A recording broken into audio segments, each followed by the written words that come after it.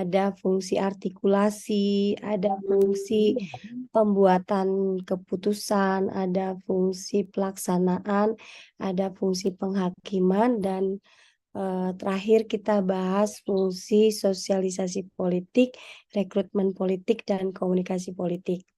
Nah, itu kan kita sudah bahas kemarin, kita bahas struktur.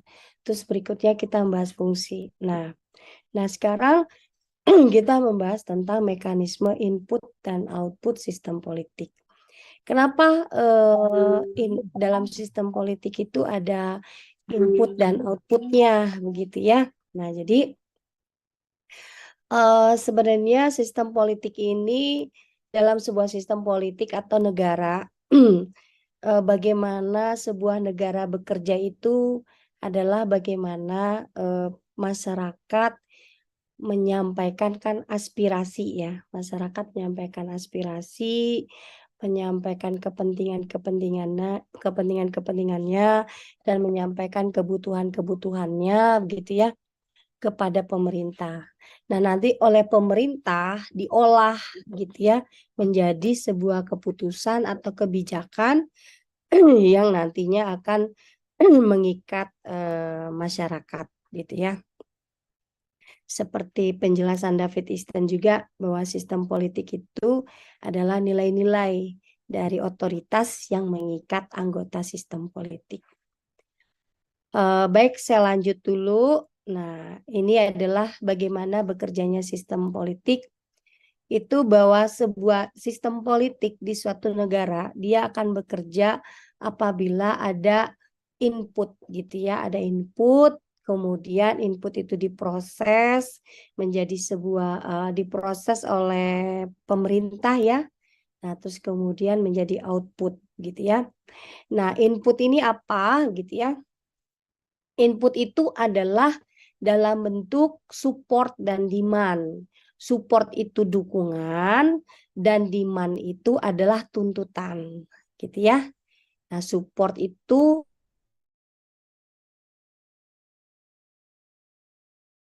gitu ya. Nah, tadi support itu ini input ini input dalam sebuah sistem politik. Jadi sistem politik itu bisa bekerja apabila dia ada input gitu ya, ada input. Inputnya bisa berupa support, dukungan kepada sistem politik begitu ya, dukungan dari berbagai elemen negara, elemen bangsa gitu ya, kepada sistem politik atau kepada negaranya yang dukungan ini dia bisa sebuah dukungan untuk memajukan negara atau menjaga kelangsungan dari sistem politik. Nah, sebaliknya ada demand. Demand itu adalah tuntutan gitu ya. Demand itu adalah tuntutan yang isinya adalah aspirasi-aspirasi dan kebutuhan-kebutuhan masyarakat yang disampaikan kepada pemerintah ya. Nah, kalau kita bicara kemarin terkait struktur gitu ya, struktur dan fungsi, support and demand ini disampaikan oleh siapa? Ya, Ihsan mau jawab? Support ini disampaikan oleh siapa? Ya, masyarakat ya. Masyarakat kepada siapa? Ya, wakil rakyat. Sebelum jadi wakil rakyat kemana dulu? Kalau kemarin digambar struktur sistem politik, Ibu mau coba jawab ya silakan Nadia. ke lewat partai politik atau kelompok kepentingan. Ya, betul sekali. Jadi masyarakat itu menyampaikan baik tuntutan maupun dukungannya kepada kelompok kepentingan maupun partai politik gitu ya. Nah, kalau tadi kata Ihsan masyarakat menyampaikan support maupun demand ya, menyampaikan tuntutan maupun dukungan, kata Nadia disampaikan kepada partai politik maupun kelompok kepentingan. Nah, itu kalau dari sisi fungsi, namanya fungsi apa? Coba Aditya Ramdhani. Fungsi apa? Atau ada yang mau jawab barangkali? Saya mau coba jawab, Bu. Siapa? Maulika. Iya, Maulika. Ya, silakan Maulika. Fungsi artikulasi kepentingan. Bu. Mhm. Sama fungsi apa? Artikulasi kepentingan. Ya, artikulasi kepentingan itu dari masyarakat ke kelompok kepentingan. Iya, Nah, dari kelompok kepentingan disampaikan ke partai partai politik. politik. Nah, nanti apakah partai politik akan menyampaikan semua dukungan maupun tuntutan itu kepada pemerintah, dalam hal ini wakilnya di DPR?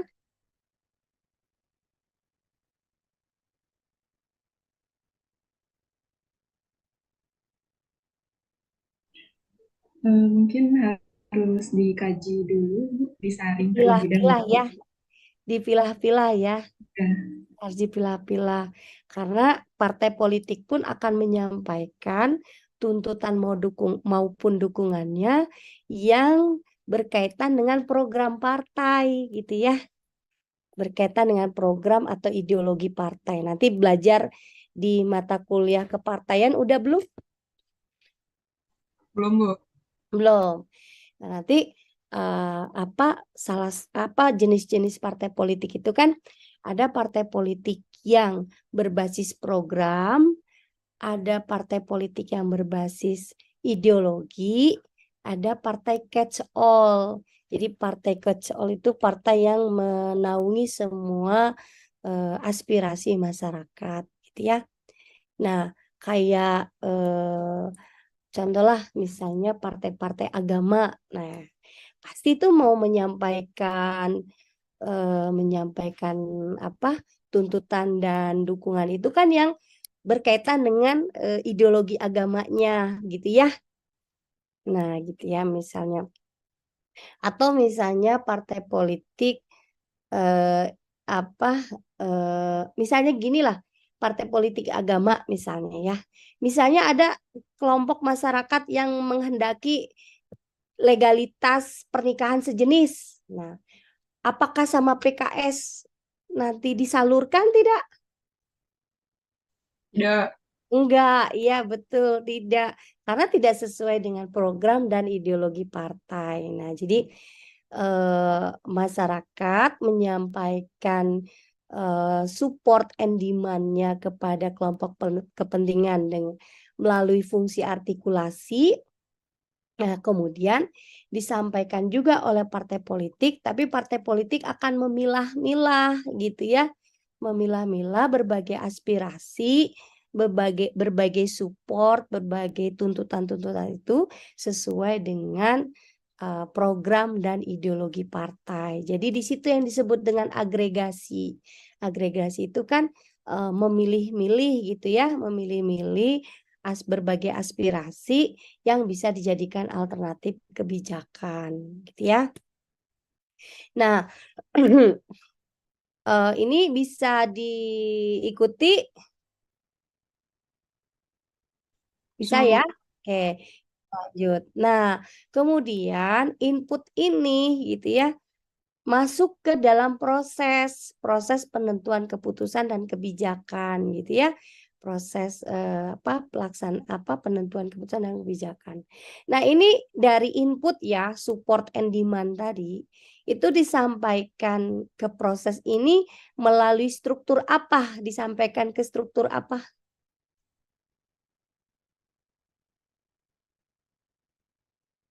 Struktur yang ada di mana, infra atau supra?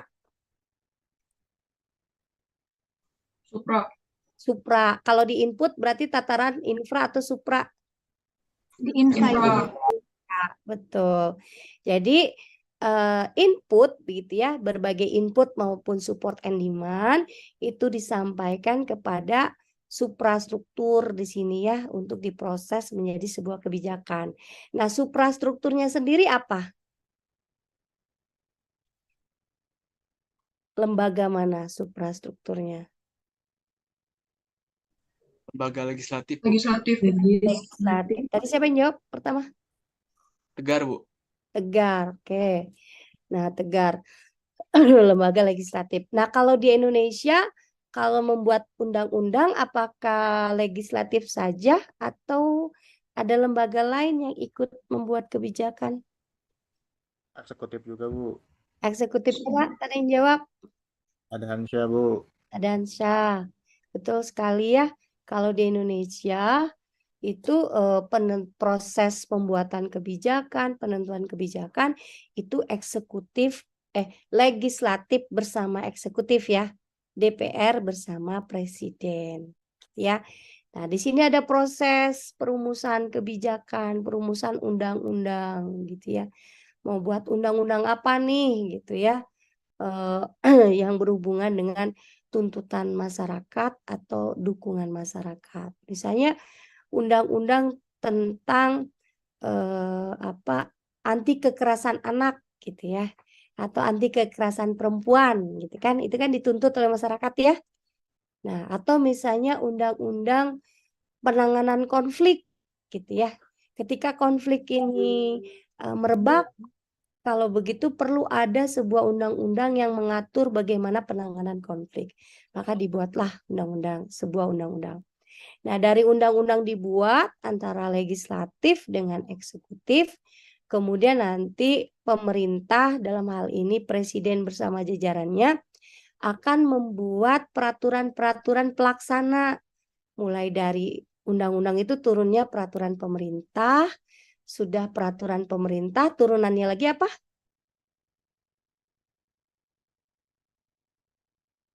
Sudah belajar program legislatif belum? Oh, belum. Oke. Jadi berdasarkan hierarki peraturan perundang-undangan, itu ada undang-undang di Indonesia ya.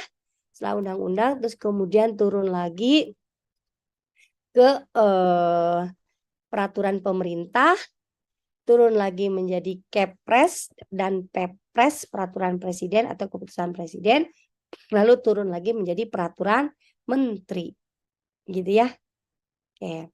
Nah, setelah diproses, menghasilkan sebuah kebijakan, keluarlah itu yang namanya output. Nah, output itu sendiri adalah kebijakan. Ya. Jadi, setelah support and demand, semua tuntutan dan dukungan masyarakat itu disampaikan, kemudian dikonversi ke dalam proses, digodok gitu ya, jadi sebuah peraturan perundang-undangan, keluarlah yang disebut dengan output, yaitu dalam bentuk kebijakan. Nah, kebijakan ini akan menghasilkan dua gitu ya, akan menghasilkan dua tanggapan, menghasilkan dua respon. Respon pertama deprivation. Deprivation itu apabila masyarakat menolak kebijakan yang sudah dibuat pemerintah. Itu deprivation. Jadi ketika masyarakat menolak atau tidak puas dengan kebijakan yang sudah dibuat pemerintah, maka kebijakan yang dikeluarkan itu atau undang-undang yang dikeluarkan itu mendapatkan respon yang disebut dengan deprivation, penolakan atau ketidakpuasan. Nah, tapi kalau seandainya undang-undang itu atau kebijakan yang dibuat itu memuaskan masyarakat dan diterima masyarakat atau masyarakat menerima bahwa kebijakan yang dibuat itu memang benar-benar sesuai dengan aspirasi mereka, maka responnya disebut reward. Nah, jadi kebijakan itu yang dibuat pemerintah itu bisa menghasilkan deprivation, penolakan atau ketidakpuasan, atau reward. Undang-undang tersebut atau kebijakan itu diterima. Nah, coba ada nggak yang mau berpendapat? Contoh undang-undang yang ditolak atau dianggap tidak memuaskan. Ya, silakan Raka. Tes permisi Bu, dulu suara saya masuk ya Bu? Masuk, tapi agak ribut. Iya, maaf Bu, mungkin kalau misalnya misalnya lagi di pinggir jalan juga, misalnya lagi di luar juga Bu. Jadi begini Bu, menarik ya Bu ketika kita mempelajari bagaimana terkait dengan sistematika sistem politik tersebut ada input, proses, dan output. Nah, mungkin di sini saya berpendapat sekaligus ingin bertanya, Bu, kepada Bu Novi, bahkan kepada teman-teman kalau memberikan pandangan yang berbeda pula. Jadi begini, Bu, seperti yang kita tahu bahwa belakangan ini kan ada kebijakan yang sedang viral, yaitu terkait dengan disahkannya undang-undang kerja ya, Bu. Nah, undang-undang cipta kerja pun, halo, tes. Ya, undang-undang apa? Undang-undang cipta kerja, Bu. Oh iya, Yang udah undang-undang cipta kerja, silakan. Nah, itu mungkin pendapat saya sudah jelas nampaknya bahwa output yang dihasilkan dari undang-undang cipta kerja tersebut mendapatkan deprivation atau penolakan keras dari segala elemen masyarakat. Itu pendapat saya, Bu. Nah, kemudian ada satu pertanyaan, Ibu, mungkin yang menjadi keresahan saya ingin bertanya, Bu, apakah jika sistem politik jika suatu sistem politik itu mengalami sedikit kerusakan atau bisa dibilang kecacatan, itu dapat diubah atau bagaimana, Bu? Contohnya gini, kita berbicara tentang sistem politik, itu ada input, proses, dan output. Input tadi sudah dikatakan oleh rekan-rekan bahwa inputnya yaitu dari masyarakat. Masyarakat pun memberikan suatu input tentang apa sih yang harus diproses di undang-undang cipta kerja tersebut, gitu kan. Nah, tapi di prosesnya itu terdapat suatu kecacatan atau ya kedunguan oleh para pejabat negara sehingga mereka mengesahkannya begitu saja tanpa memperhatikan asas-asas atau prinsip-prinsip yang berlaku. Nah, kemudian udah jadi output nih. Itu kan saya asumsikan bahwa adanya sistem politik yang sedang rusak. Nah, pertanyaan saya adalah apakah jika sistem politik itu mengalami kerusakan itu langkah yang harus ditempuh bagaimana? Apakah memang harus diganti atau memang ini pure dari kesalahan seorang pejabat atau pemerintahnya tersebut gitu, Bu? Sekiranya begitu sih, Bu, pertanyaan saya. Iya, terima kasih Raka, pertanyaannya bagus sekali. Sebelum Ibu jawab, apakah ada yang mau jawab dulu atau enggak? Ada yang mau berpendapat? Ada?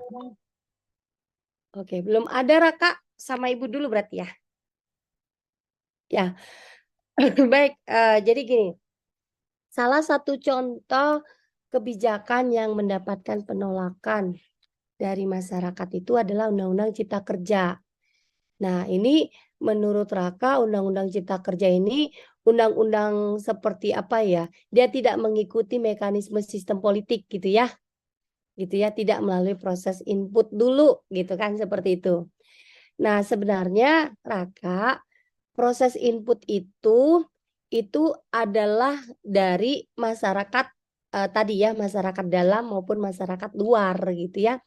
Nah, masyarakat ini kan macam-macam Raka.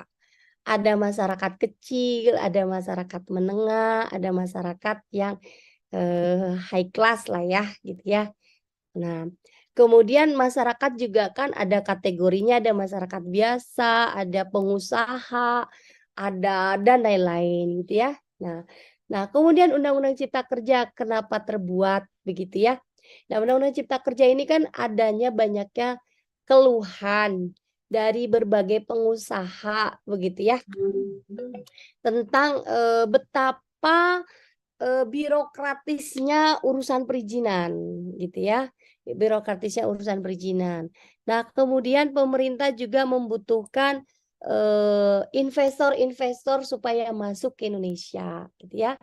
Nah, salah satu caranya adalah supaya investor banyak masuk ke Indonesia itu melalui memangkas berbagai perizinan-perizinan sehingga dibuatlah itu Undang-Undang Cipta Kerja gitu ya. Nah, jadi apakah Undang-Undang Cipta Kerja ini tidak ada proses tidak ada inputnya? Ada, kalau menurut Ibu tetap ada, tapi masyarakat yang dimaksud inilah masyarakat yang mana dulu gitu ya. Masyarakatnya bisa jadi masyarakat pengusaha dari dalam maupun dari luar dan para investor dari dalam maupun dari luar. Terdengar nggak, Raka? Terdengar, Bu, tapi memang barusan ada motor yang pakai knalpot belum lewat, jadi agak kedengeran akhir-akhir. Ya, nah jadi Undang-Undang Cipta Kerja ini bisa jadi gitu ya ada tuntutan-tuntutan dari para pengusaha maupun investor baik dalam maupun luar negeri gitu ya. Seperti itu. Nah, karena input itu dari dalam maupun dari luar gitu ya. Seperti itu. Nah, ketika itu diproses mengeluarkan sebuah kebijakan, nah itu yang mendapat penolakan adalah ketika sebagian besar masyarakat menganggap bahwa kebijakan-kebijakan yang dibuat itu hanya kebijakan untuk hanya mementingkan segolongan masyarakat tertentu lah gitu ya. Kan kalau misalnya undang-undang itu kan kalian udah belajar etika kan? Udah belajar etika pemerintahan udah belum? Belum, Bu. Udah Bu, Oh, belum. sudah. Belum. Etika. Sudah.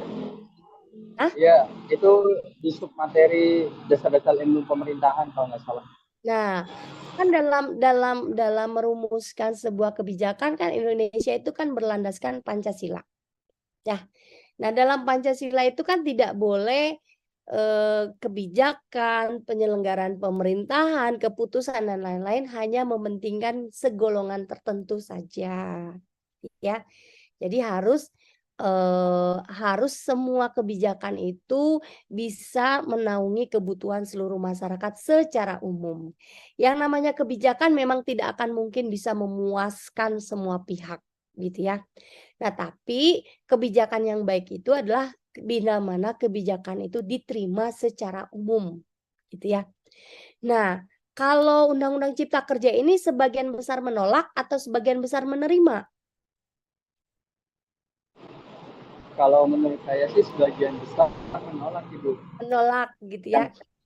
Berarti kalau sebagian besar menolak, berarti kebijakan Undang-Undang Cipta Kerja yaitu Karena tadi tahu gitu ya pada belum menaungi seluruh kebutuhan masyarakat secara umum gitu ya. Contohnya misalnya daerah dengan terbitnya Undang-Undang Cipta Kerja resah nih. Bagaimana dengan nanti semua investor yang masuk, apakah nanti itu akan merusak lingkungan atau tidak gitu ya. Terus kemudian apakah nanti akan mengancam ekonomi masyarakat kecil atau tidak dan lain-lain gitu ya. Banyak yang diresahkan gitu ya. Nah, seperti itu. Nah, tadi kata Raka. Jadi Raka tetap mengikuti proses input, tetap ada inputnya cuma dari golongan tertentu gitu ya. Nah, hasilnya karena kalau pemerintah hanya memproses semua aspirasi dari golongan tertentu saja, hasilnya outputnya pasti penolakan, pasti ketidakpuasan gitu ya. Nah, seperti itu. Lalu pertanyaan Raka dengan contoh yang tadi itu menunjukkan bahwa sistem politik kita itu mengalami ibaratnya ya sedikit tidak sehat lah ya, mengalami tidak sehat lah gitu ya. Nah, bagaimana cara merubahnya gitu ya? Bagaimana cara ngobatinnya gitu kan? Seperti itu. Nah, kata Easton itu ada 2 hal yang bisa dilakukan. Pertama, merubah struktur dan memperbaiki fungsi atau merubah sistem politik itu sendiri, gitu ya. Nah, kalau seandainya masyarakat menghendaki perubahan, oh kita melakukan reformasi aja deh dalam bentuk perubahan struktur dan perubahan fungsi gitu ya. Perubahan struktur dan mengobati fungsi, maka terjadi reformasi. Tapi kalau seandainya masyarakat sebagian besar menuntut, wah saya tidak mau dengan sistem politik seperti ini, harusnya dirubah dan diganti, maka yang terjadi adalah revolusi. Gitu, Raka. Jelas ya? Oke Bu, terima kasih Bu Novi. Sebenarnya jawabannya sangat jelas dan sangat bisa diambil kesimpulan lah bahwa memang kalau sistem politik ada sedikit kerusakan tuh berarti ada 2 opsi untuk memperbaikinya. Baik, Iya. terima Ya. Nah, jadi ada 2 ya. Kalau mau ini masih bisa kasih diperbaiki. jawabannya sangat memuaskan. Ya. Misalnya, ini masih bisa diperbaiki nih. Ya sudah kita melakukan reformasi. Reformasi itu berarti penataan struktur dan fungsinya dikembalikan lagi pada fungsi semula. Tapi kalau seandainya sistem politik ini sudah tidak bisa diperbaiki sama sekali gitu ya, yang terjadi adalah revolusi, perubahan sistem politik itu. Seperti itu. Paham ya? Jelas ya? Oke. Nah, kita lanjut. Terus kemudian ada nggak kebijakan yang mendapat dukungan dari masyarakat?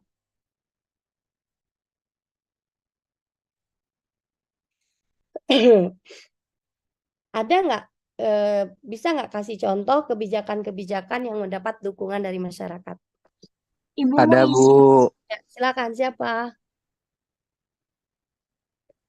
Ya, Iya, Fakih, silakan Fakih. boleh sebelumnya izin tidak bisa menyalakan kamera, Bu.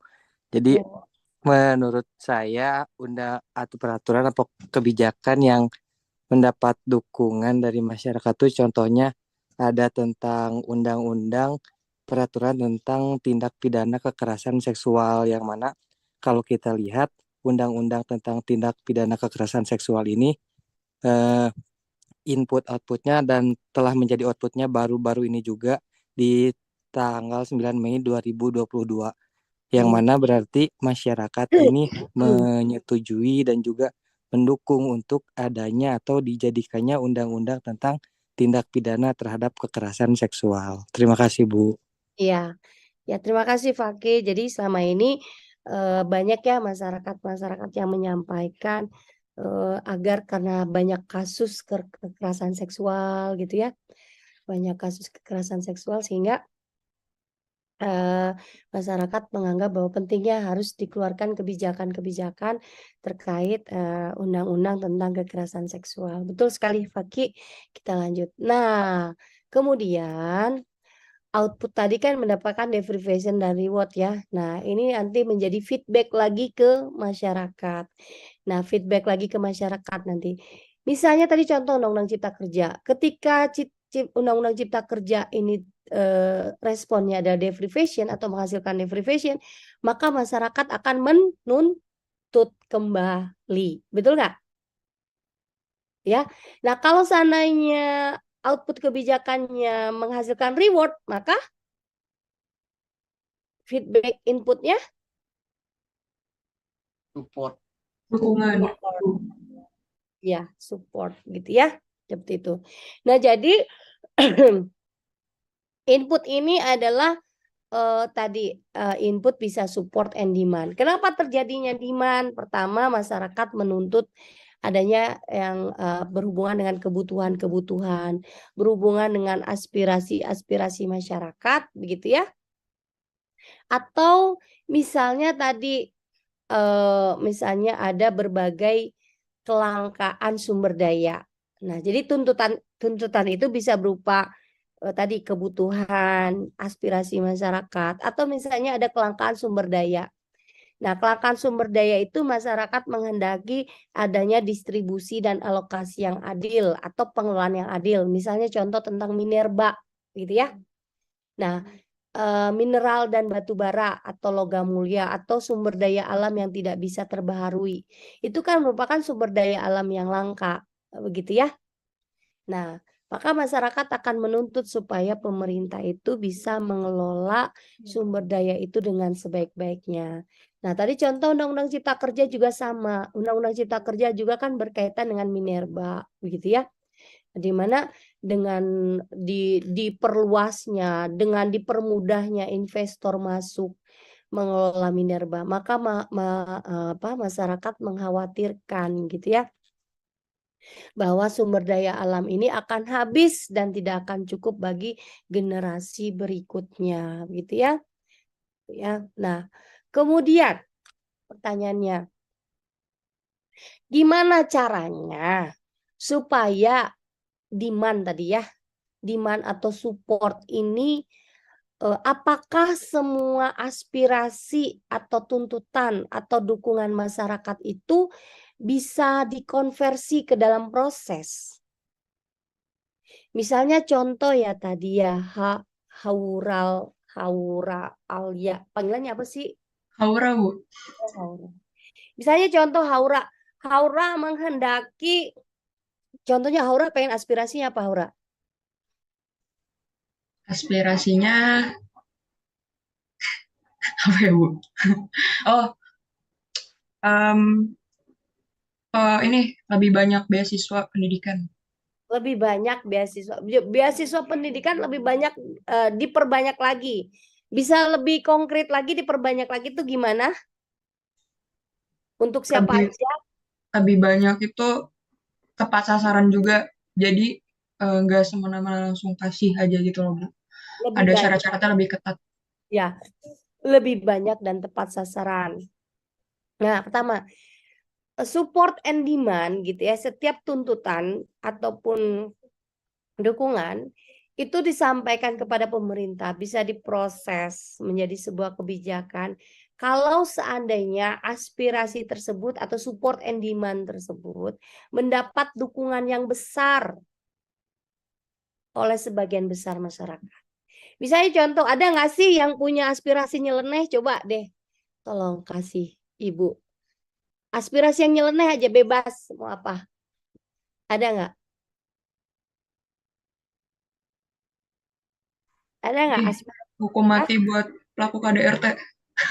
Hukum mati untuk pelaku KDRT. Nah, oke, saya tanya, sebagian besar warga Sispolin di sini setuju atau enggak? Tidak. Enggak, Bu. Tidak, Bu. Enggak.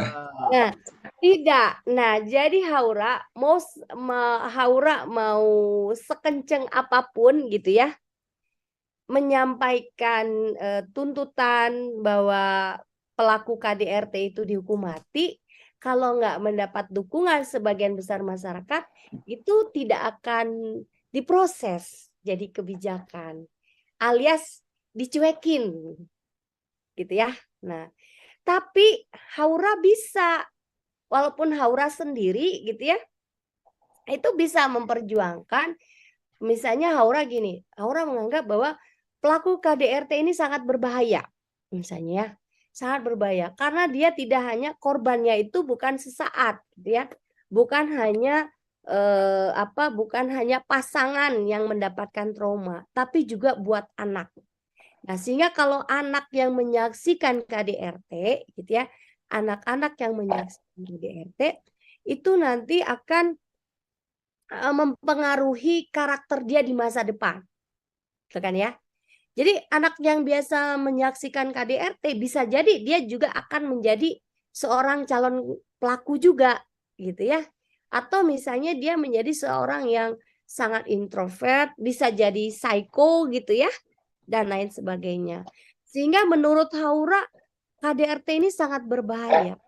Sehingga supaya memberikan efek jerak, maka pemerintah perlu melakukan kebijakan hukuman mati bagi pelaku KDRT, gitu ya. Nah, Haura bisa demikian jika Haura punya pengaruh yang luar biasa. Nah, kira-kira orang atau masyarakat-masyarakat yang punya pengaruh luar biasa, yang bisa mempengaruhi semua masyarakat maupun pemerintah, itu kira-kira kategori masyarakat yang seperti apa?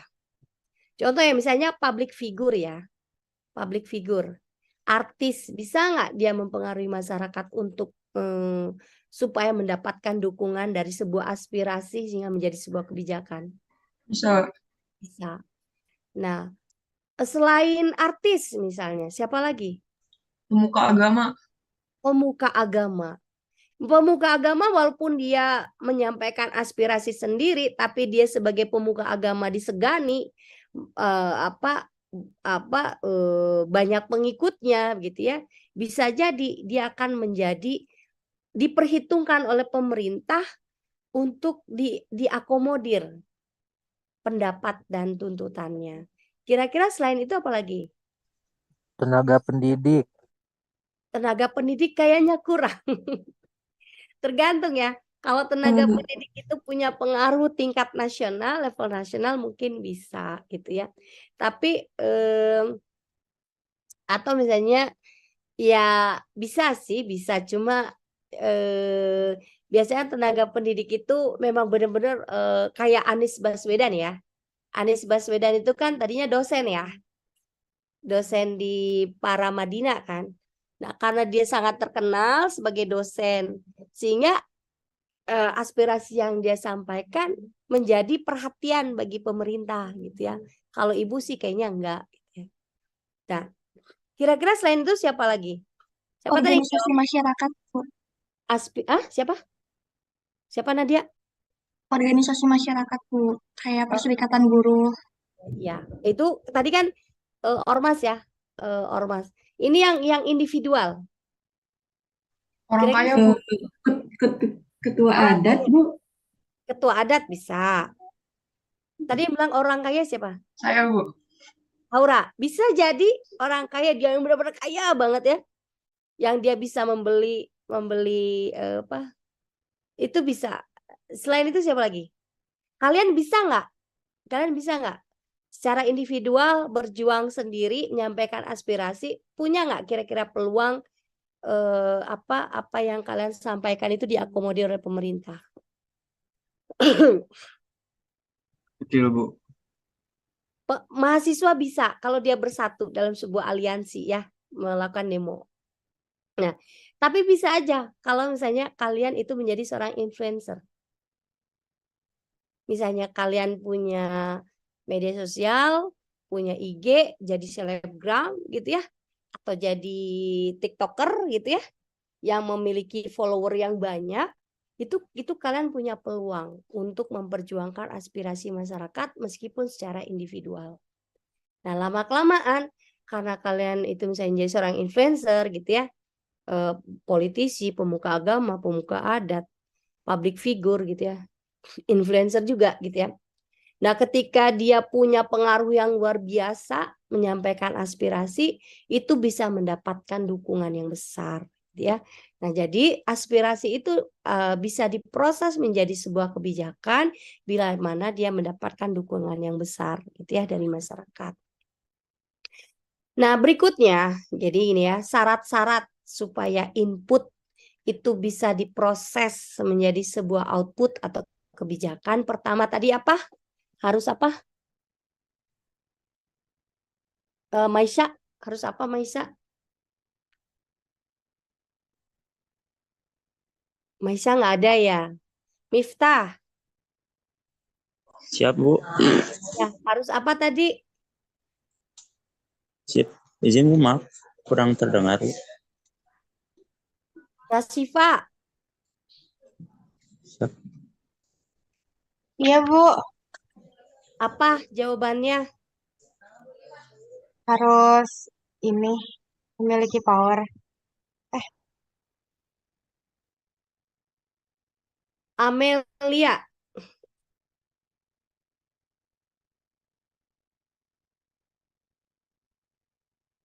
Amelia,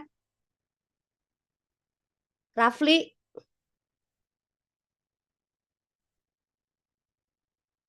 Rafli, Talia, Ya Ibu, kenapa? Maaf. ya apa Putus-putus, Bu. apa jawabannya? Ya Talia, Ah. Talia jawabannya apa?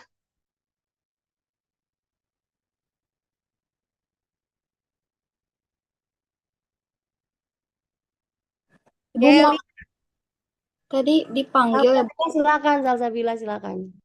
Udah nggak usah banyak alasan ya. Oke, silakan Salza. Jadi satu input itu bisa diproses kalau misalnya inputnya itu disepakati atau disetujuin sama pihak-pihak yang lain gitu. Jadi si input ini bisa diproses gitu, Bu. Kalau Iya. dari aku. Ada yang bisa menyempurnakan jawaban? Ayo, Bu. Siapa? Rafli, Bu. Ya, silakan Rafli. Jadi input ini ada support dan demand. Nah, inputnya ini kayak dari masyarakat. Masyarakat ini kayak ngasih masukan gitu ke partai politiknya dulu. Rasifa mana Rasifa? Ngasih ke partai politiknya dulu, baru Bu. nanti ke Rafli, udah cukup jawabannya. Oh. Rasifa mana Rasifa? Iya, Bu. Iya, jawabannya apa tadi pertanyaan Ibu? Agar diterima kita harus memiliki power. Oke. Ada yang mau jawab atau saya panggil satu-satu?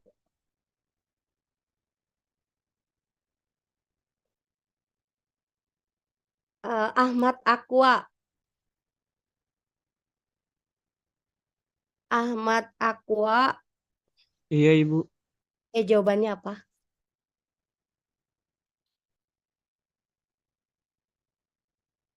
Kurang Oke. lebih sama, Ibu harus memiliki power tadi. Aska, ada nggak Aska? Iya Bu, Ya, jawabannya izin berpendapat mulai lagi dari awal mungkin karena input ini disampaikan oleh kelompok berkepentingan dan juga partai politik, maka input ini dapat diproses bila aspirasinya sesuai dengan nilai-nilai ataupun sesuai dengan apa yang jadi visi misi kelompok berkepentingan ataupun pertanyaannya bukan itu. Pertanyaan bukan itu. Ya. Jadi pertanyaannya tadi support and demand atau aspirasi itu bisa dirubah atau diproses menjadi sebuah kebijakan bila mana apa salah satu syaratnya. Mewakili kepentingan umum, Bu. Siapa yang jawab? Ada Hansya. Ya, salah. Ada lagi? Harus sesuai dengan ini Bu, dengan apa tujuan dari partai politik atau lembaga. Tadi udah dijelasin yang contoh influencer, public figure. Memiliki pengaruh, Bu. Iya, memiliki pengaruh. Sehingga kalau memiliki pengaruh, siapa tadi yang jawab? Prana, Bu. Siapa? Prana. Ya. Memiliki pengaruh terus dia akhirnya menjadi apa? Mendapatkan apa? Mendapatkan support. Iya, mendapatkan dukungan yang besar dari masyarakat. pengikutnya. Jadi, salah satu syarat input bisa berubah menjadi atau diproses menjadi sebuah output, maka pertama adalah input tersebut atau support and demand tersebut itu mendapatkan dukungan sebagian besar masyarakat. Udah dicatat? Ya. Yang kedua adalah input itu bisa diproses menjadi output bila mana disampaikan melalui saluran yang tepat. Gitu ya. Nah, salurannya apa? Kemana salurannya? Kalau artikulasi kepentingan, salurannya ke masyarakat menyampaikan ke partai politik, Bu. Kelompok kepentingan dan kepentingan. Politik, gitu ya. Atau langsung ke dewan. Ketiga tadi, bahwa yang pendukung para isu atau penyampai para isu itu memiliki pengaruh. Tadi udah 3 ya syaratnya ya. 1, input yang disampaikan baik support ataupun demand mendapatkan dukungan yang besar. Yang kedua disampaikan melalui saluran yang tepat. Yang ketiga memiliki pengaruh. Artinya pendukung atau penyampai input tersebut memiliki pengaruh.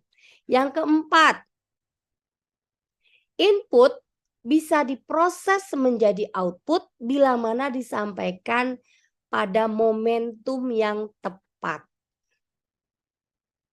Gitu ya, momentum yang tepat. Kira-kira gimana nih caranya Iqmal misalnya ya, menyampaikan sebuah aspirasi atau tuntutan, pengen tahu ini momentumnya tepat atau enggak. Betul nggak Iqmal?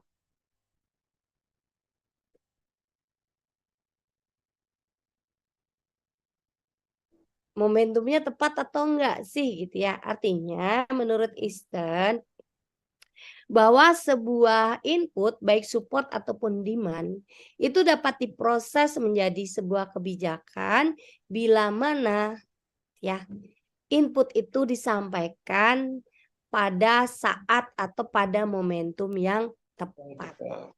Ya, momentum yang tepat. Momentum yang tepat bagaimana? Nah, ini sama David Easton sendiri belum dijelaskan. Gimana sih pengen tahu momentum yang tepat gitu ya? Sampai sekarang masih mencari formula. Kira-kira momentum yang tepat tuh kapan gitu ya?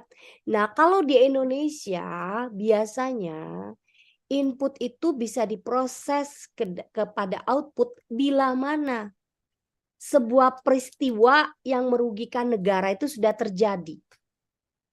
Contoh misalnya masalah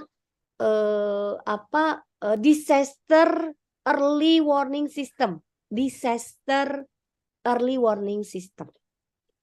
Jadi dulu para akademisi itu sudah menyampaikan bahwa Indonesia ini secara geografis itu berada pada letak rupa bumi yang rawan dengan bencana. Maka supaya supaya bencana itu bisa ditangani lebih tepat dan lebih cepat, maka diperlukan sebuah disaster early warning system atau sistem peringatan dini terhadap bencana. Nah, itu tidak pernah didengar gitu ya. Nah, sudah beberapa kali terakhir waktu zaman Pak SBY waktu bencana tsunami di Aceh. Ingat gak tahun berapa? 2003. 2003, Bu. Ya. Nah, barulah padahal akademisi itu sudah menyampaikannya dari tahun 90-an. Gitu ya. Tapi baru tahun 2003 itu pemerintah membuat kebijakan adanya disaster early warning system. Bahwa emang perlu ya. Nah, jadi di Indonesia itu biasanya momentum itu tepat enggaknya momentum itu kalau sudah kejadian gitu ya. Nah, jadi kalau kalian misalnya menyampaikan sebuah aspirasi, lihat momentumnya gitu ya. Misalnya Undang-Undang Cipta Kerja nih contoh. Masyarakat udah nyampain, ini loh Cipta Kerja tuh bakal begini nih nanti hasilnya. Nah, itu maksudnya akan sulit diakomodir gitu ya. Kecuali kalau udah kejadian nanti gitu ya. Kalau udah kejadian barulah. Nah, contoh misalnya dulu Indonesia itu kan negara maritim ya. Nah, kemudian zaman Pak Soeharto Indonesia itu pengelolaannya lebih pada konsentrasinya di darat. Nah, terus kemudian ketika ada kejadian beberapa pulau di Indonesia dicaplok, baik oleh Malaysia, terus kemudian perairan Kepulauan Riau yang ada di Laut Cina Selatan gitu ya, mau diambil oleh Cina gitu ya, barulah di situ Indonesia mulai memikirkan kebijakan pentingnya pengelolaan negara maritim gitu ya. Karena kalau udah kejadian baru gitu ya. Nah, itu kalau di Indonesia itu momentumnya gitu. Jadi kalau momentum lihat dulu kejadiannya, barulah itu dianggap momentum tepat untuk menyampaikan aspirasi. Kalau belum ada kejadian kayaknya kalau belum ada kejadian misalnya mau menyampaikan aspirasi kayaknya kurang begitu diakomodir gitu ya. Dianggap momentumnya nggak tepat gitu ya, seperti itu. Itu tadi ada 4 prasyarat ya. Sudah 4 prasyarat ya. Oke, saya mau tahu nih disimak nggak ya? Coba. Muhammad Raffeli.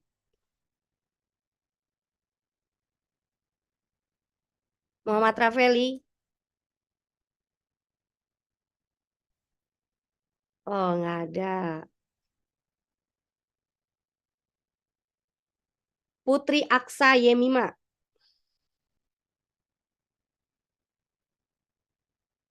Hadir, Bu. Ya.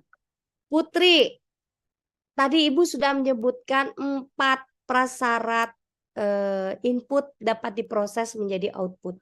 Itu apa aja? Yang pertama tadi input dapat diproses menjadi suatu output. Yang pertama input mendapat dukungan masyarakat. Yang Ya, kedua disampaikan melalui saluran yang tepat. Yang ketiga pendukung penyampai para isu memiliki pengaruh. Dan yang terakhir bila disampaikan pada momentum yang tepat. iya betul. Nah, sekarang prasyarat kelima. Prasyarat kelima adalah si penyampai isu. Penyampai isu itu artinya baik dia menyampaikan support atau menyampaikan demand gitu ya. Si penyampai isu ini memiliki kecakapan. Memiliki kecakapan atau pengetahuan politik atau memiliki strategi dalam menyampaikan tuntutan secara tepat gitu ya. Nah, bagaimana buktinya dia bisa memiliki kecakapan? Contohnya dia bisa melobi politisi, melobi anggota dewan gitu ya. Bahkan mungkin melobi siapapun yang berkepentingan. Jadi dia punya kemampuan lobby dan negosiasi gitu ya. Nah, jadi kalau misalnya Salsabila misalnya ingin menyampaikan aspirasi apa?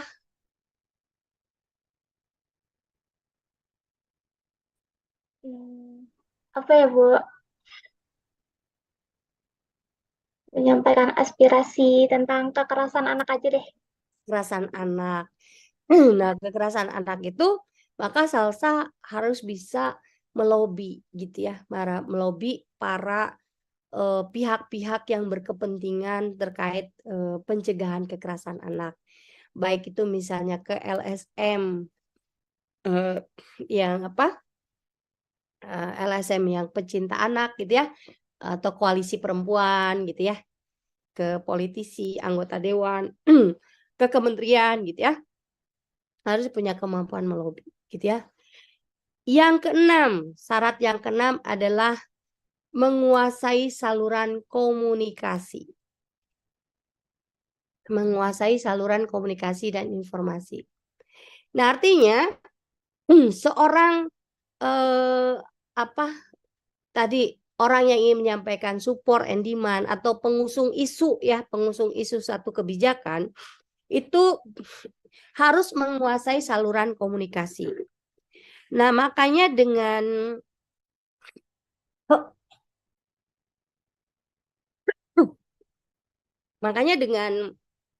era IT saat ini gitu ya, akan lebih mudah gitu ya, akan lebih mudah bagi masyarakat untuk memperoleh dukungan jika ingin menyampaikan sebuah isu kebijakan gitu ya. Dia tinggal menguasai berbagai saluran komunikasi dan informasi, mulai media sosial, media cetak gitu ya, media televisi dan lain-lain. Makanya kalau misalnya kita ingin, misalnya mahasiswa nih ingin melakukan gerakan mahasiswa gitu ya, demo gitu ya. Nah, kalau mahasiswa ingin demo, misalnya memprotes sebuah kebijakan atau menuntut sesuatu pada pemerintah, maka salah satunya adalah pertama tadi harus mendapatkan dukungan yang besar. Yang kedua, menyampaikan pada saluran yang tepat. Yang ketiga, diusahakan bahwa mahasiswa-mahasiswa yang menyampaikan aspirasi itu memiliki pengaruh gitu ya. Nah, memiliki pengaruh. Terus kemudian harus momentumnya yang tepat. Yang kelima adalah tadi apa?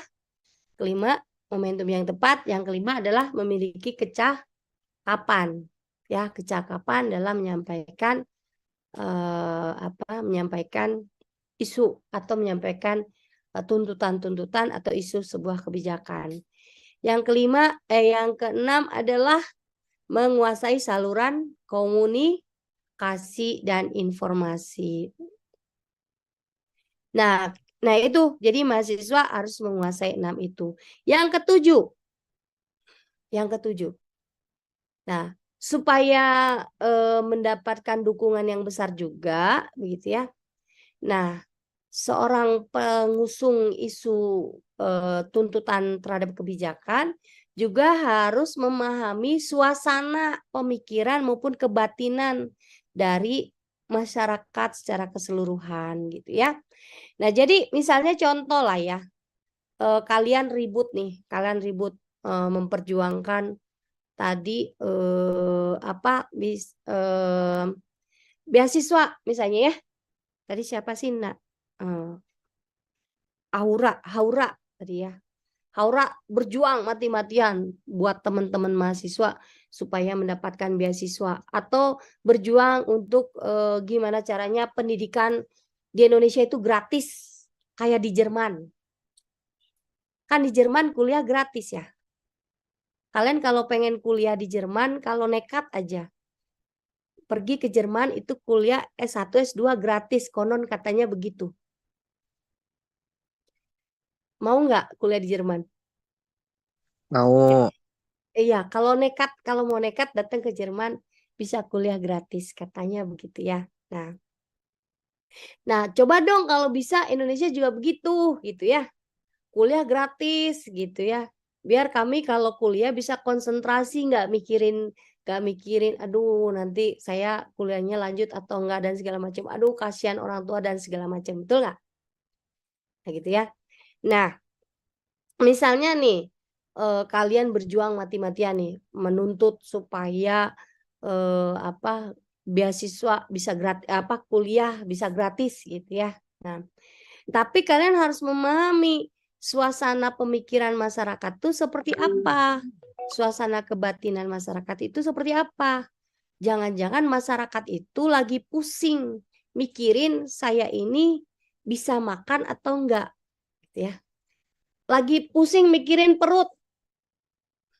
Nah, kalau seandainya masyarakat sebagian besar lagi pusing mikirin perut, kalian ngomong gimana caranya supaya pendidikan bisa gratis, itu nggak akan mendapat perhatian dari masyarakat. Tidak akan mendapat dukungan juga, gitu ya. Karena masyarakat yang pikirannya di suasana pemikirannya adalah masalah perut. Artinya kalau pemikiran masyarakat itu adalah tentang perut, maka isu apa yang biasanya dapat dukungan?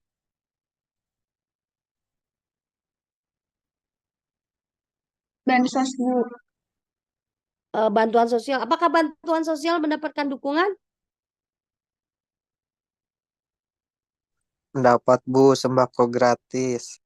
Nah, mungkin sembako, kalau misalnya masyarakat mikirin perut, kira-kira lebih banyak mana yang didukung? Tuntutan bansos atau tuntutan sembako gratis? Sembako, Bu. Coba, misalnya kalian jadi masyarakat nih. Ketika pikiran kalian pusing mikirin gimana caranya besok bisa makan atau enggak, itu yang kalian akan dukung itu adalah isu mana? Isu bansos atau isu sembako, harga sembako jadi murah. Bukan sembako gratis ya, harga sembako jadi murah. Bansos. Dua-duanya. Artinya masyarakat miskin dapat bansos gitu ya. Masyarakat mampu maksudnya sembako tuh terjangkau, murah gitu ya. Gitu. Iya, Ya. Bu, biar adil. Nah, biar adil, ya betul sekali. Biar adil, jadi semua masyarakat yang tidak mampu dapat bansos, tapi yang mampu itu bisa beli kalau harga sembakonya terjangkau. Yaitu, jadi dalam menyampaikan sebuah aspirasi supaya bisa diproses menjadi sebuah kebijakan, maka si penyampai aspirasi itu harus memahami suasana kebatinan, ya, suasana kebatinan atau suasana pemikiran dari masyarakat. Sampai sini bisa dipahami? Bisa, Bu. Bisa. Nah, ini adalah slide terakhir. Slide-nya cuma 2, tapi penjelasannya lumayan panjang, ya. Nah, kemudian tadi kan kalau dikatakan bahwa apabila semua masyarakat menuntut atau apabila semua kebijakan itu tidak memuaskan. Nah, kira-kira sistem politik ini akan berjalan stabil atau agak terganggu? Agak terganggu. Agak terganggu gitu ya. Pasti terganggu kalau dikit-dikit protes, dikit-dikit nggak puas.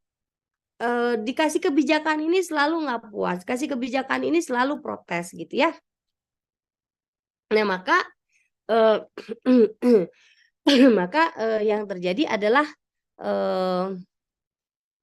apa yang terjadi adalah si sistem politik ini jadi apa? Jadi tidak stabil gitu. Jadi misalnya kalau misalnya terjadi goncangan atau misalnya sistem politik itu menjadi ya itu tadi karena tidak mendapat dukungan dari masyarakat gitu ya, tidak mendapat dukungan atau selalu diprotes gitu, atau selalu dituntut terus-menerus, itu maka sistem politiknya menjadi agak terganggu. Ini kan kalau kita bicara di awal pertemuan, mohon maaf, awal pertemuan kan sistem politik itu ibarat kayak tubuh manusia, betul betul kan ya? Masih ingat ya? Nah, contoh misalnya Ihsan. Ihsan kalau kamu diprotes terus, kalau kamu dikritik terus gitu ya. Kalau kamu dituntut terus-menerus gitu. Kira-kira hidup kamu kayak gimana?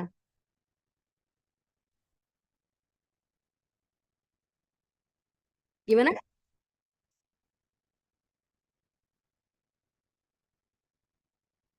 Iya ya, nggak tenang ya. Terus ada goncangan. Iqbal, kalau seandainya Iqbal terus-menerus dituntut, terus-menerus dikritik, terus-menerus diprotes, Iqbal gimana nih? Tegang aja, Bu. Maksudnya?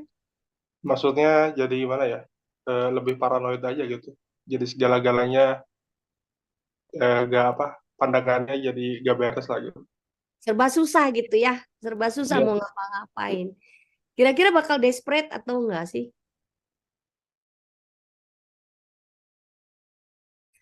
Lama-lama kira-kira kalau lama-lama kalau seandainya terlalu banyak diprotes, terlalu banyak dikritik, terlalu banyak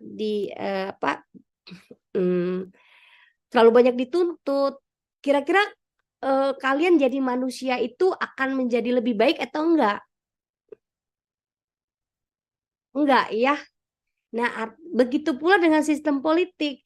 Kalau sistem politik terus-menerus diprotes, terus-menerus dikritik, terus-menerus dituntut, ya sama juga. Jadi sistem politik ini juga lama-lama jadi sakit juga, betul nggak? Misalnya kalian nih sehat semua ya, ibarat tubuh manusia. Sehat semua, tapi dia terus-menerus dituntut, terus-menerus diprotes, dikritik dan segala macam. Yang tadinya sehat bisa sakit juga kan ya, gitu ya. Nah, oleh karena itu yang namanya sistem politik supaya tidak sakit, tidak hancur gitu ya. Nah, itu maka sistem politik tidak hanya membutuhkan input dalam bentuk demand, tapi juga membutuhkan input dalam bentuk support gitu ya. Kalian aja kan kalau terus-menerus dituntut kan nggak mau ya. Kalian kan pengen juga dapat dukungan ya nggak? Gitu kan. Ini gimana sih nuntut-nuntut terus saya mesti gini, mana dong dukungannya gitu kan seperti itu. Nah, begitu pula dengan sistem politik. Kalau sistem politik terus-menerus dituntut, sistem politik terus-menerus dikritik, diprotes, maka tidak akan stabil. Kelangsungan hidupnya tuh nggak akan stabil. Nanti lama-lama pasti hancur. Nah, oleh karena itu sistem politik juga membutuhkan dukungan. Ya. Nah, gimana caranya supaya sistem politik ini mendapatkan dukungan? Ya, kata Easton.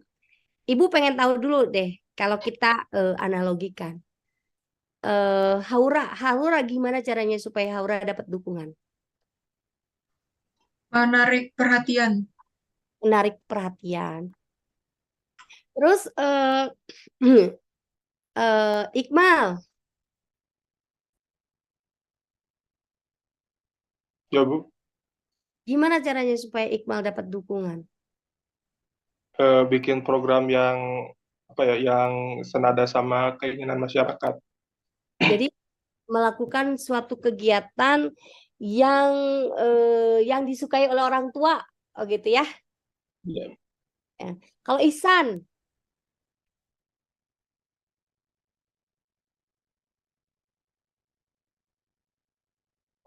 Mhm.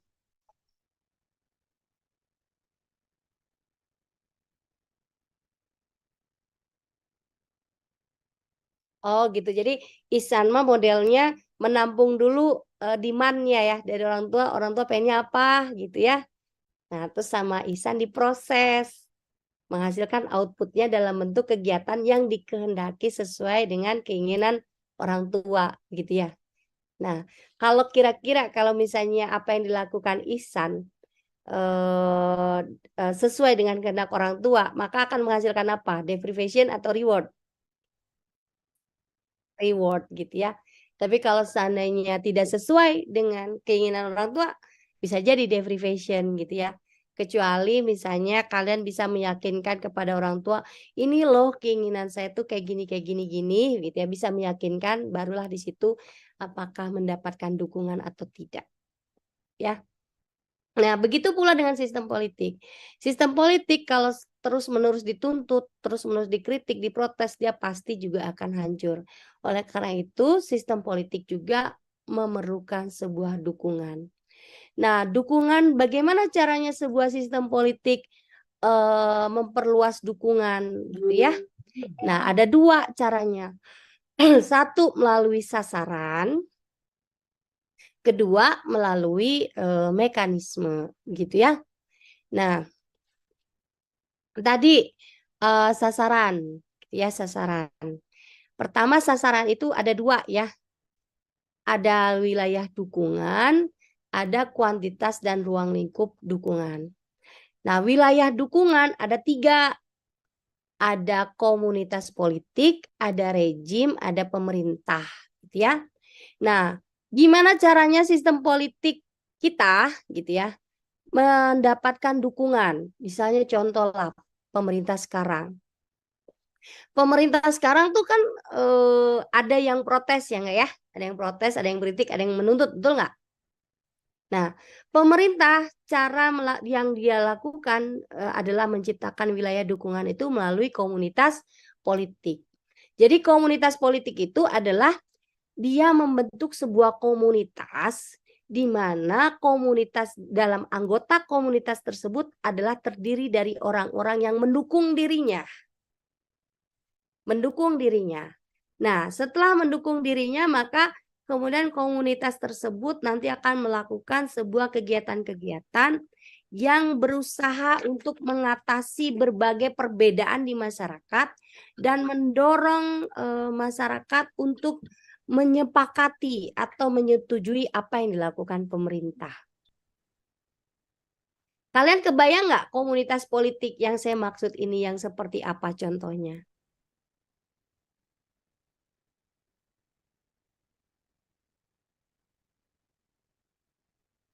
Pernah dengar nggak kelompok-kelompok pendukung Pak Jokowi?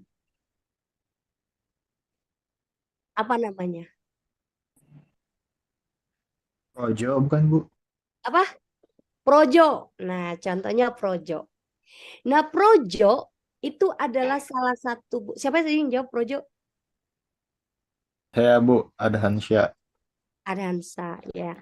Nah, jadi Projo itu adalah salah satu cara yang dilakukan oleh pemerintah untuk memperluas dukungan kepada dirinya. Gitu ya.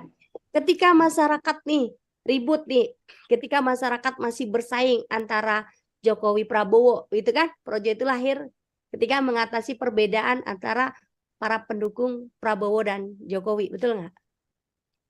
Nah, kemudian pemerintah ini bukan membentuk ya, artinya maksudnya gini, terbentuklah komunitas-komunitas politik yang mendukung pemerintah. macam-macam ya, ada projo, ada apalah segala macam yang intinya adalah mendukung kepada pemerintah, ya. Nah, jadi kalau seandainya kalian suatu saat nanti menjadi seorang pemimpin, gitu ya, kalau melihat banyak banget yang menuntut, memprotes dan segala macam, maka salah satu cara yang bisa kalian lakukan untuk memperluas dukungan adalah membangun sebuah komunitas politik yang mendukung kepemimpinan Anda. Bu, izin berpendapat, Bu. Ya, silakan Iqmal. Bukannya komunitas politik yang dijelaskan Ibu itu rentan sama polaritas ya, Bu ya? Polaritas politik nantinya di masyarakat itu. Nah, jadi gini, kan kalau polaritas, jadi gini ya, coba lihat projo sama pendukung-pendukung Prabowo. Nah, itu kan bersaing ya, betul nggak? Bersaing. Terjadi polaritas, gitu kan?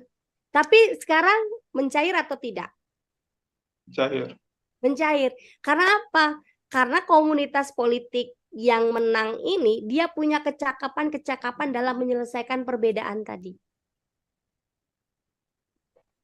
Dan dia bisa menggiring masyarakat untuk menyetujui apa yang dilakukan oleh pemerintah.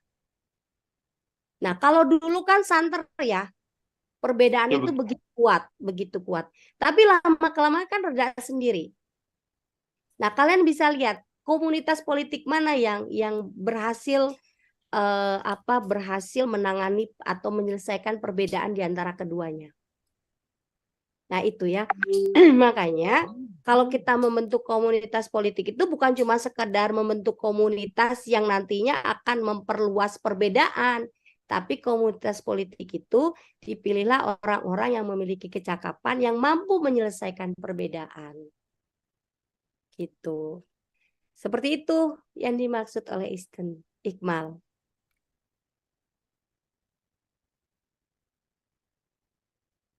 Gimana Iqmal pendapatnya? Udah, Bu, mengerti. Ya, gitu ya. Nah, itu kan adalah sebuah contoh ketika komunitas politik ini bersaing satu sama lain, tapi akhirnya ada pemenangnya, gitu ya. Ada pemenangnya, entah itu kesepakatan itu dalam bentuk pemaksaan, gitu ya, ataukah dalam bentuk masyarakat menjadi apatis, ataukah dalam bentuk sepakat dalam arti sesungguhnya. Contoh ya misalnya Iqmal sepakat, tapi sepakat itu apakah sepakat dalam arti sesungguhnya, ataukah sepakat karena udah apatis, males aja, ataukah sepakat hasil mobilisasi. Mobilisasi itu sengaja mengajak masyarakat, menggiring masyarakat supaya mendukung, gitu ya. Itu nggak peduli apakah sepakat secara sesungguhnya, apakah sepakat karena memang dari dirinya sendiri, ataukah sepakat karena dimobilisasi, atau sepakat karena apatis. Nah, kalian bisa mengkategorikan diri sendiri aja. Saya sepakat dengan pemerintah sekarang, apakah memang saya sadar bahwa pemerintah sekarang itu memang banyak melakukan sesuatu yang sesuai dengan keinginan masyarakat, ataukah karena dimobilisasi, ataukah karena memang saya yang apatis. Yang karena sudah ibaratnya sudah saking malesnya ngomong gitu, akhirnya malah diem gitu. Gitu ya. Jadi masyarakat yang diam itu bukan berarti masyarakat yang tidak peduli, itu bukan berarti masyarakat yang memang tidak mampu bersuara, tapi bisa jadi karena dia sudah apatis juga, gitu ya, Iqmal. Nah, tapi komunitas politik ini dibentuk, artinya dia adalah komunitas yang mampu menyelesaikan perbedaan. Entah itu dengan cara mobilisasi, entah itu dengan cara menghasilkan sebuah apatisme, ataukah bisa membangun kesepakatan yang sesungguhnya atau dukungan yang sesungguhnya secara sadar, gitu Iqmal. Ada yang mau dibahas lagi, Iqmal? Untuk sekarang sudah, Bu. Oke ya. Jadi intinya adalah komunitas politik itu mampu menyelesaikan perbedaan. Tapi tadi mampu menyelesaikan perbedaan tadi ada tiga ya. Ada tiga. Dia bisa membangun kesepakatan sesungguhnya, dia mampu memobilisasi, atau dia bisa menciptakan sebuah apatisme. Misalnya Iqmal, saya mendukung pemerintah kok, memang karena memang apa yang dilakukan pemerintah saat ini sudah sesuai, misalnya begitu. Itu adalah dalam bentuk kesadaran, gitu ya, kesepakatan dalam arti sesungguhnya. Tapi ada yang masyarakat ya udahlah, saya emang ikut aja, gitu ya. Karena ada hal tertentu, bisa jadi karena apatisme atau karena dimobilisasi. Nah, wilayah dukungan yang kedua adalah rejim. Ya, nah rejim di sini adalah pemerintah itu membentuk sebuah hegemoni kekuasaan. Hegemoni kekuasaan yang tidak bisa diganggu gugat oleh siapapun. Jadi siapa saja yang berusaha mengganggu kekuasaan, maka dia akan dihabisi. Itu rezim. Jadi membangun sebuah hegemoni kekuasaan. Contoh misalnya waktu zaman single majority system. Single majority system itu waktu zaman Pak Harto dulu ya. Nah, jadi mahasiswa yang memprotes, mahasiswa yang mendemo itu selalu diupayakan untuk diredam. Atau misalnya zaman Hitler gitu ya. Siapapun yang protes, pokoknya di rejim Hitler ini tidak boleh ada yang protes. Ya, jadi rejim ini adalah wilayah dukungan yang dia menciptakan sebuah hegemoni kekuasaan.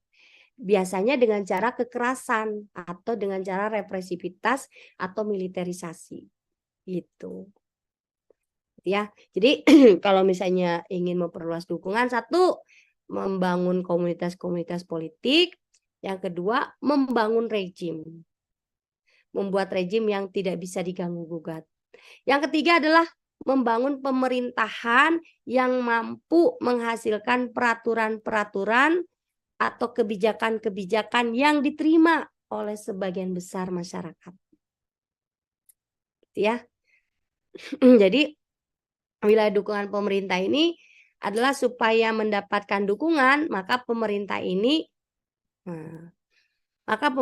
membuat kebijakan-kebijakan yang dipatuhi oleh masyarakat. Nah, kalau dipatuhi itu ya, kalau ingin dipatuhi maka kebijakan-kebijakannya itu harus sebagian besar dia bisa diterima oleh masyarakat. Nah, sampai sini wilayah dukungan bisa dipahami nggak? Bisa, Bu. Bisa. Nah, sasaran yang kedua ini kan tadi sasarannya adalah wilayah dukungan. Nah, selain wilayah dukungan ada juga kuantitas dan ruang lingkup dukungan. Tadi kuantitas tadi, nah dia semakin banyak gitu ya, semakin banyak orang yang atau masyarakat yang mendukung pada pemerintah, maka semakin kuat sistem politik tersebut, begitu ya. Nah, jadi misalnya kalian nanti suatu saat menjadi seorang pemimpin, supaya sistem politik ini bisa menjadi kuat dan tangguh, maka tidak hanya membutuhkan demand, tapi juga membutuhkan support. Nah, sasarannya bisa tadi, misalnya membangun sebuah komunitas politik yang mendukung kalian, gitu ya, dan bisa menyelesaikan berbagai perbedaan. Bisa kalian menciptakan sebuah rejim, atau bisa juga dengan kalian sebagai pemerintah sendiri membuat kebijakan-kebijakan yang didukung oleh masyarakat, gitu ya. Jadi bicara kuantitas ini berapa banyak, gitu ya, seberapa banyak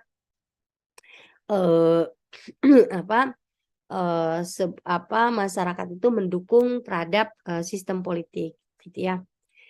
Nah, kemudian mekanismenya. Nih, bagaimana nih untuk memperluas dukungan? Mekanismenya ada dua. Satu melalui output atau kebijakan yang memuaskan masyarakat. Jadi kalau kebijakan-kebijakan yang memuaskan masyarakat, itu bisa dipastikan bahwa masyarakat itu makin lama makin cinta terhadap negaranya. Makin lama makin cinta terhadap sistem politik di Indonesia. Gitu ya. kalau melalui output atau kebijakan-kebijakan yang memuaskan. Ya. Nah, sekarang saya tanya, kalian sudah cukup puas belum dengan sistem politik kita?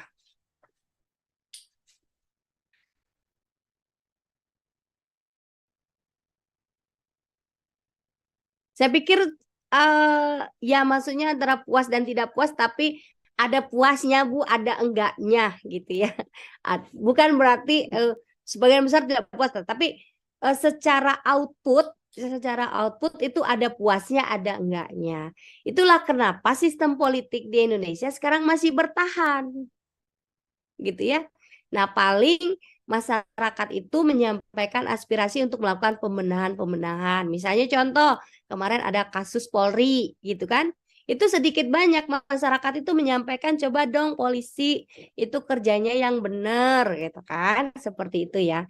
Nah, yang disampaikan masyarakat itu adalah pembenahan-pembenahan struktur dan fungsi gitu ya tadi ya.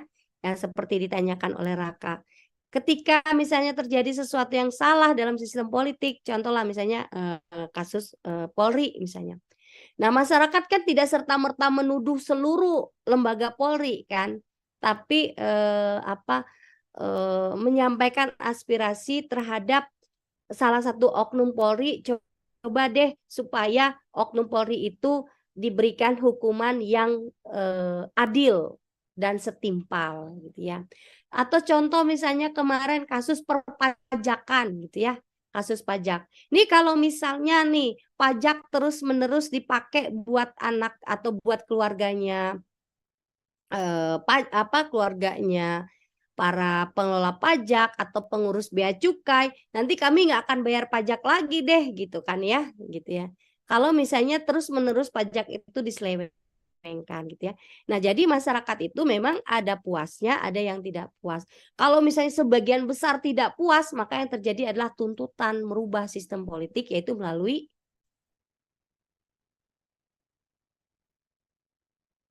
Reformasi. reformasi tadi. Kalau membenahi sistem politiknya masih bisa diobati. Revolusi. Ya. Jadi kalau sistem politik kita sakit tapi dia masih bisa diobati, strukturnya diobati, fungsinya disesuaikan kembali, dikembalikan pada fungsinya gitu. Strukturnya bekerja dengan benar, maka yang terjadi adalah penataan gitu ya, reformasi. Tapi kalau sudah tidak bisa diobati sama sekali ya sudah gitu ya. Nanti akan ada tuntutan untuk perubahan terhadap sistem politik. Nah, artinya kalau seandainya pemerintah ingin mendapatkan dukungan yang lebih luas, maka pemerintah itu harus menghasilkan kebijakan-kebijakan yang memuaskan masyarakat. Cara kedua adalah melakukan politisasi.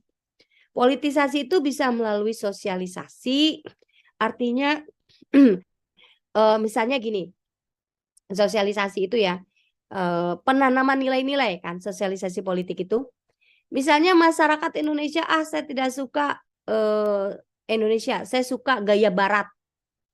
Dia meniru paham liberalisme, meniru paham paham kiri ekstrim atau apapun gitu ya. Maka pemerintah harus terus-menerus melakukan sosialisasi, penanaman nilai-nilai, masyarakat kita ini negara yang berpahamkan pada Pancasila gitu ya. Nah, sehingga perlu dilakukan sosialisasi nilai-nilai Pancasila gitu ya. Atau melakukan indoktrinasi. Jadi misalnya indoktrinasi itu adalah sosialisasi dalam bentuk ekstrim gitu ya, didoktrin gitu ya. Nah, atau misalnya melalui ganjaran dan hukuman. Kalau seandainya masyarakat itu sok ke barat-baratan gitu ya, misalnya, terus dia tidak sesuai dengan peraturan yang sudah dibuat pemerintah, maka salah satu cara mekanisme yang dilakukan untuk memperluas dukungan itu adalah memberlakukan ganjaran dan hukuman gitu ya. Kalau seandainya menyimpang, maka dihukum oleh pemerintah kalau tidak sesuai dengan kebijakan yang ada. Sampai sini bisa pahami?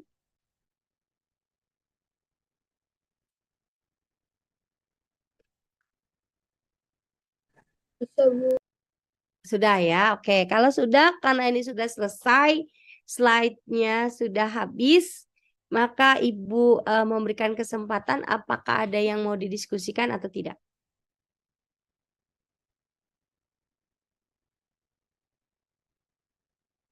Jika eh, sudah bisa pahami ya? Sudah, Bu. Bisa, Bu. Kalau sudah, coba saya review dulu. Gandina Suciani.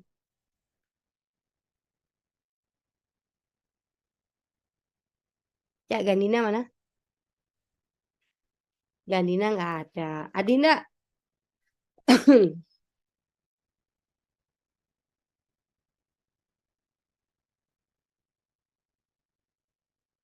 Adinda, oke. Ya, ada Bu. Iya. Adinda, Ibu tanya gimana caranya supaya pemerintah bisa atau sistem politik bisa memperluas dukungan? Iya, tadi ada upaya untuk memperluas dukungan terhadap sistem politik itu ada dari sasaran dan mekanismenya kan Bu.